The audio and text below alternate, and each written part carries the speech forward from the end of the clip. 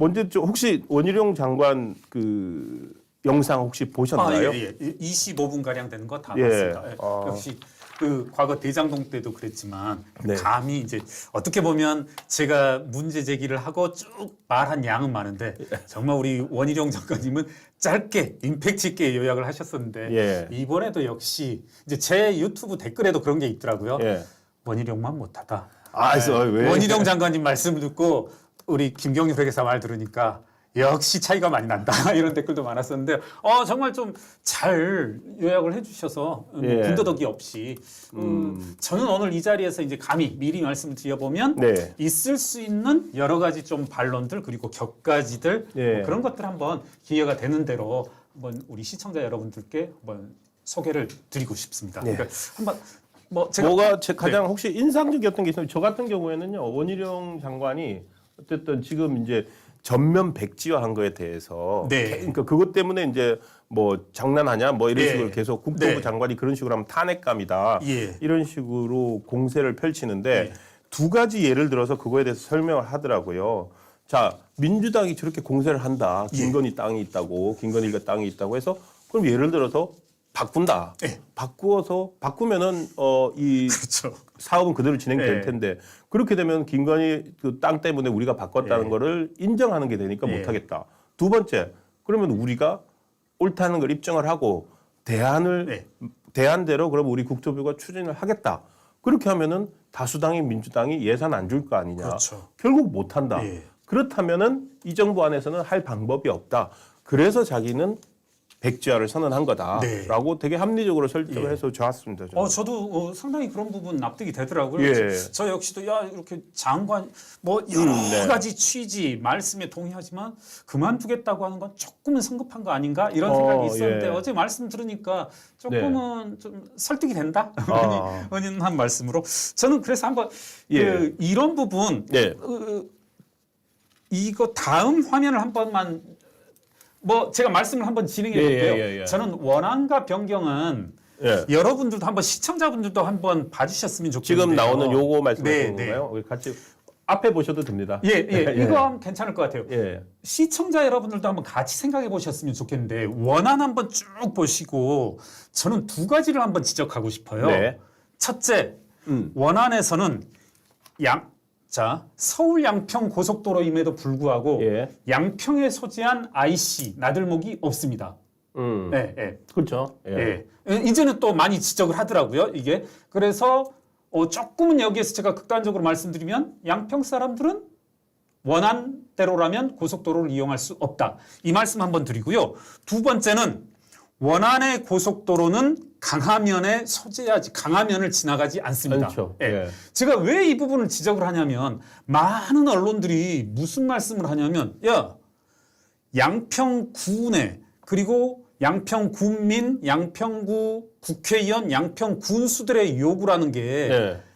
인터체인지 설치를 요구했을 뿐이지 종점 변경을 얘기한 바가 없다. 그런데 왜 건설교통부는 예. 원희룡은 종점을 변경하냐? 이건 김건희가 게재돼 있다는 거다. 이런 식으로 하는데 여러분 지금 그런 한번 식으로 하고 있죠. 네, 예. 설명을 여러분들 직관적으로 곧바로 알 수 있습니다. 강화 IC를 설치하면 지금 이제 또 일부 언론은 뭐냐면 강화 IC 설치를 요구한 바도 없다. IC 설치를 요구했다라고 하는데 그게 그 말입니다. 결국은 그 다 말장난이고요. 저는 사기이고 네. 강화 IC를 설치하려면 여러분 보십시오. 우선 최대한 민주당 말을 다 동의한다 하더라도 노선 변경이 이루어질 수밖에 없습니다. 그렇죠. 네. 그리고 이런 노선 변경이라는 것도 결국은 어떻게 되냐면 기술적으로 불가능한. 어제 원희룡 지사도 지적을 했지만 장관도 지적을 했지만 이와 같은 L자형 고속도로는 기술적으로 불가능하다. 그리고 또 하나 여기에 좀 더 덧붙인다라면 원희룡 지사도 말씀하시고 저도 여러 가지 신문기사 뭐 찾을 만큼 다 찾았었는데 예. 원 지사님 원 장관님은 그렇게 표현을 하시더라고요. 뭐라고요? 마을이 쪼개진다. 마을 수개가 없어진다. 그렇습니다. 네네. 몇몇 전문가분들도 이 사실상 그와 같은 민원을 해결하지 못한다. 마을을 가로지르게 된다. 그리고 환경 영향 평가라든가 그렇게 된다 하고요. 또 하나 이제 민주당 내놓는 대안은 이렇게 가면 되는 거 아니냐. 요렇게 한번 뭐 좀 네. 요렇게 가면 되는 거 아니냐. 뭐 이런 것도 말을 하거든요. 근데 뭐 그런 것도 좋다 이겁니다. 결국은 제 말씀은 이와 같은 강화 IC 설치에 따르게 된다라면 노선 변경, 종점 변경은 불가피하다. 이런 네. 말씀드리고 여기서 좀 이따 따로 더 말씀드리겠습니다만 김동연 씨가 어제 이제 새로운 노바 신성으로 떠올랐는데요. 55% 53%, 변경한 네, 55% 변경한, 예. 55% 변경이다. 저 먼저 말씀드리면 그런 계산은 있지도 않습니다. 좀 이해될 수 있는 비유일지 모르겠는데 네. 이런 비유를 한번 해볼까요? 제가 프로야구 팬인데 기아에 김도영이라는 선수가 있고 또 홍종표라는 선수가 있어요. 네. 이렇게 되면 또 약간 김도영하고 박찬호 선수를 비교해 볼게요. 네. 박찬호 선수는 뭐 전반기에 70게임 중에 대략 70게임 전 게임 출장을 했습니다. 제가 알기로. 예. 김도영 선수는 아마 15게임 정도 출장을 했을 텐데 그럼 예. 출장률로 따지면 100% 25% 이렇게 하면 이 선수가 훨씬 좋은 선수다. 이렇게 할 수는 없는 거죠. 항상 비율이라고 하는 것은 인과의 관계가 있어야 되는데 지금 김동연 씨는 야 지금 원안과 이와 같은 변경안은 55%나 변경됐다. 이런 건 유사일에 없다. 있을 수 없다. 이런 표현을 썼거든요. 마치 이제 기획재정부 장관이니까 이게 예비 타당성 자기가 조사라는 전문가이다. 것은 예. 예타 예. 조사라는 건 이제 원래 기재부 장관에게 제출하게 돼 있는 예, 예. 거거든요. 그래서 마치 많이 본 것처럼 그리고 지금 민주당 논리가 그거 아닙니까? 예비 타당성 조사를 바꾸는 건 안 된다. 예타안 그대로 가야 된다. 예. 이건데 이미 확인한 것만 예비 타당성 조사 최근 몇 년이죠? 5년 사이인가 예비 타당성 조사를 바꾼 게 24건 중에 14건이나 되거든요. 이것도 그래서, 그렇습니다. 예비 타당성 조사 같은 경우에 원래 예비 타당성 조사를 하고 그리고 주민 의견들도 수렴을 하고 그다음에 다시 합니다. 본 타당성 조사. 근데 본 타당성 조사를 해 가지고 본 타당성 조사를 했을 때 지금 본 타당성 조사 과정에서 나온 중간 보고서가 저기 그렇습니다. 양평 맞습니다. JCT로 연계되는 대안이잖아요. 예. 그 대안이 좋은 대안이 나왔는데 네. 그 좋은 대안이 본 타당성 중간 보고나 과정에서도 나왔는데도 불구하고 예타안을 고집을 하게 되면 예. 오히려 그게 그렇죠. 일종의 기업으로 치면 배임이고 그렇죠. 공무원이라면 감사 대상이 될 수 있는 거예요. 직권남용도 될 수 있는 직권남용이 될 것이고요. 수 있고요. 예. 그렇기 때문에 다시 한번 원희룡 장관으로 돌아가면은 자기는 그러니까 이거를 지금 단계에서 내가 추진할 수가 그렇죠. 없다. 예. 왜냐하면 자기도 나중에 이거 예. 무슨 일을 당할지 모르는데. 그 보고서가 문재인 정부 하에서 그러니까 심지어는 윤석열 정부 인수위가 출범하기 이전에 선정된 업체이지 않습니까? 그렇습니다.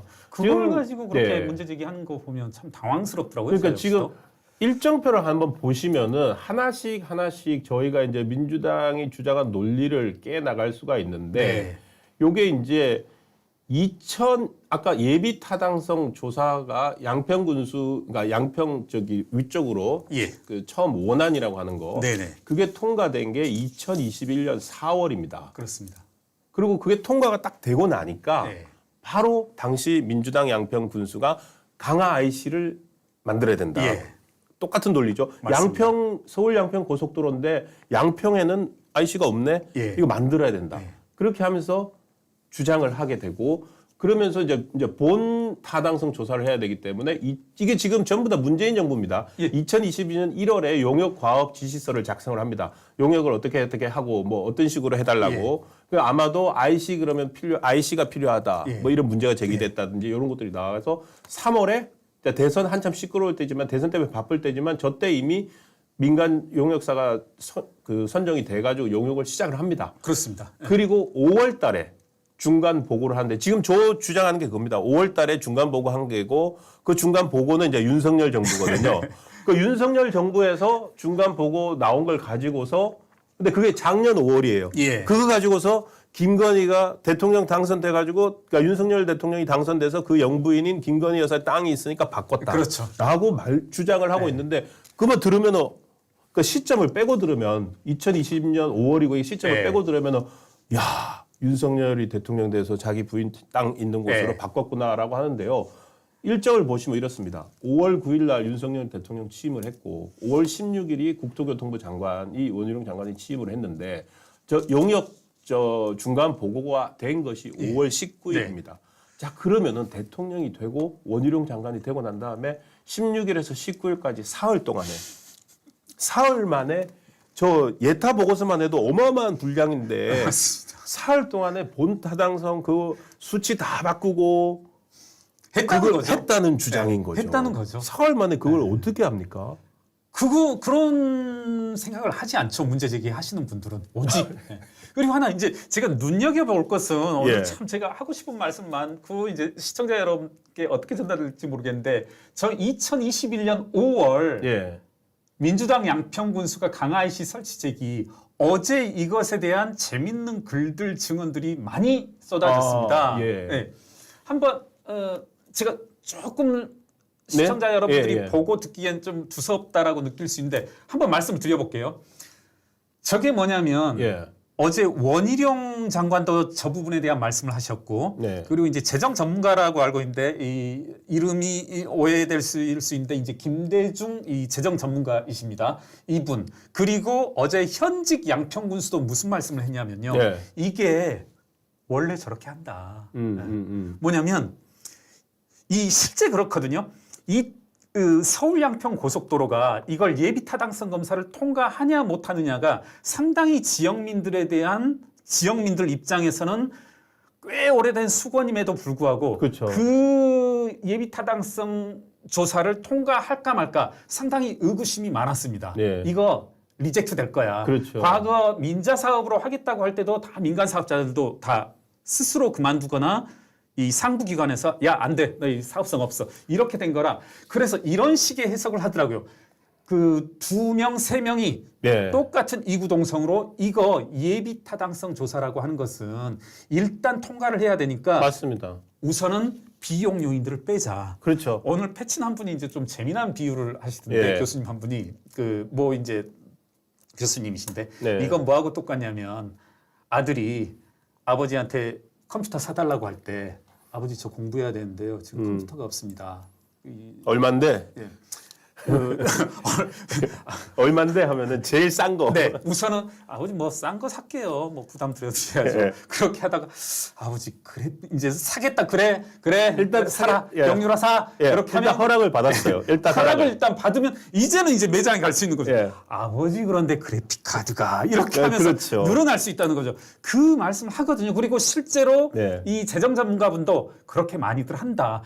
이와 같은 수법이 예타 사업 일반의 문제를 지적한다라면 전체 포괄적으로 문제제기를 할 수 있지만 이것만 가지고서 특히나 이걸 가지고 김건희 여사의 입김이 원희룡 장관의 압박이 들어갔다고 하는 것은 말이 안 된다 이런 말을 하거든요. 압박이 들어가려면 저 5월 16일에서 19일 사이 예. 사흘 동안에 그냥 어마어마하게 해야 되는데 그렇습니다. 사흘 동안 하는 불가능하고 지금 방금 말씀하신 것처럼 저도 그렇게 들었어요. 지금 원안에 있는 노선이 있잖아요. 그 예. 거리도 제일 짧고 맞습니다. 돈이 그 IC를 안 만드는 거예요. 예, 예. IC를 안 만들면은 그렇죠. 그 비용이 다 빠지니까 그렇죠. 일단 요거로 네. 받아놓고 딱 바로 통과되니까 예. 당시 민주당 군수가 IC 만들어야 예. 됩니다. 이게 한번 보시면요. 지금 화면에 나올 텐데요. 이 여기에는 안 나와 있지만 IC 상황을 보면 이 기존안으로 보셨을 때요. 이 왼쪽 있죠. 지금 까맣게 나온 기존안. 여기에 애초에 원안에 4군데인가 됩니다. IC가. 네, 그리고 이 오른쪽엔 없어요. 그렇습니다. 김동연 지사의 표현을 빌리자면 55%인 이곳에는 IC가 하나도 없고 45%이 구간에만 4군데가 있어요. 여러분 이제 저의 생각이고 추정인데 이건 뭐냐면 이쪽에 많으면 많을수록 좋죠. 서울에 가까워질수록. 그렇죠. 왜냐하면 네. 유입 유축이 많을 테니까 평일에도. 그런데 이곳은 사실 인구가 별로 없거든요. 그러니까 여기에 원한 예비 타당성 조사 받을 때 IC를 넣어버리면 안 된다는 거죠. 말씀하신 것처럼 IC 설치 비용이 꽤 들더라고요. 저도 예비 타당성 조사 검토 보고서 실제 네, 읽었는데 보셨군요. 예. 꽤 됩니다. 이 금액이 커요. 네. 그러니까 그걸 넣어버리고 이제 베스트 코니핏 그 BC 분석이라고 하는데 IC 설치에 따른 베니핏과 효익과 IC 설치에 따른 비용을 하면 이건 리젝트 될 공산이 크기 때문에 야 꾹꾹 우리 참고 야 언론사들 그리고 국민들 너희들 예비 타당성 조사 통과할 때까지는 조금 우리 참고 그렇죠. 있자. 예. 이런 거 많아. 다른 데도 많아. 다른 고속도로 산업들도 예비 타당성 조사라고 하는 건 있잖아. 아빠한테 컴퓨터 사달라는 허락을 받는 거니까. 야, 경유로 가서 사. 이 말 듣고 나면 그때부터 그래픽 카드 넣고 아버지 마우스 좀 바꿔주세요.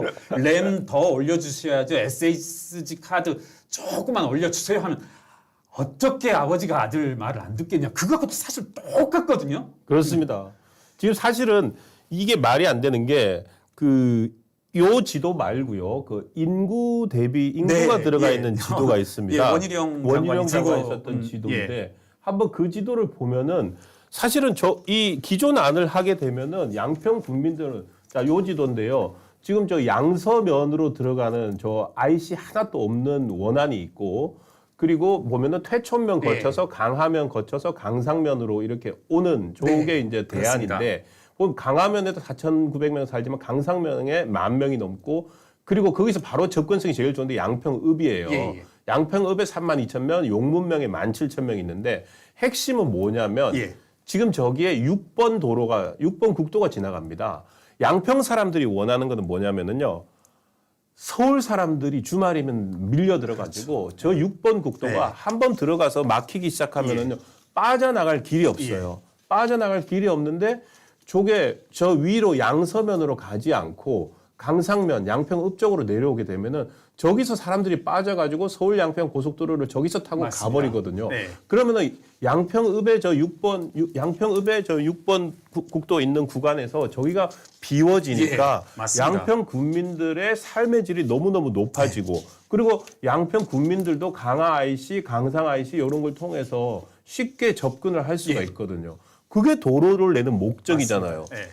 그런데 저 위에 양서면 저거를 뭐 저기에 전직 민주당 양평 군수 땅이 있어서 그런지 아니면 뭐 그건 모르겠으나 저는 오히려 설득력 있는 것이 일단 예타를 통과하기 위해서 저거를 해놓고 그 다음에 본 타당성에서 대안을 만든 거죠. 그러니까 요게 더 좋다라고 네. 주장을 하게 되면은 일단 예타는 통과했으니까 예. 그 꼼꼼하고 그 고약한 기재부 사람들의 예타를 안 받아도 되니까 그렇죠. 이렇게 사업을 가겠다는 건데 그게 많은 경우들 다 되는 건데 저기에서 그냥 김건희 여사 그것도 선산 예. 집안에 여러 사람이 갖고 있는 땅이잖아요. 맞습니다. 그런 땅은 팔지도 못해요. 그 땅을 가지고서 지금 문제를 삼고 있는데 저거는 제가 이것도 예언을 합니다. 후쿠시마를 가지고서 우리가 예언했잖아요. 총선 때까지만 주장할 그렇죠. 거라고. 예. 저것도 아마 총선 때까지만 주장한 100% 총선 예. 때까지만 주장하고 나 그다음에는 뭐 좋아요 뭐 이러고 말 거예요. 그래서 그걸 누구보다 잘 아니까 지금 충격요법으로 예. 백지화를 던진 거 아닌가.